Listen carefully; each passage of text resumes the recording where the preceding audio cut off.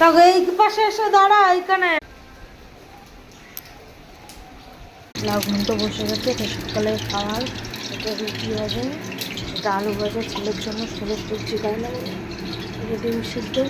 এখন ওষুধটা খেয়ে তারপর আটা চলে এসছে স্কুল দিয়ে। কি নিয়ে এসছে আজকে?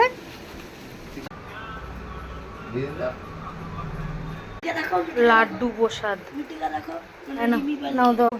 দুধ চা হয়ে গেছে, লিখাচ্ছে দুধ কেটে গেছে, ছানা কেটে করে রেখে।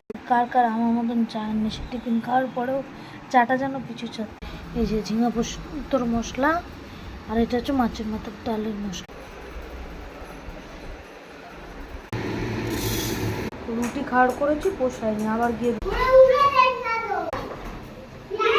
এই যে ঝিঙা পোস্ত হয়ে গেছে। কারণ কালকের মাছটা দিয়ে হবে ডাল।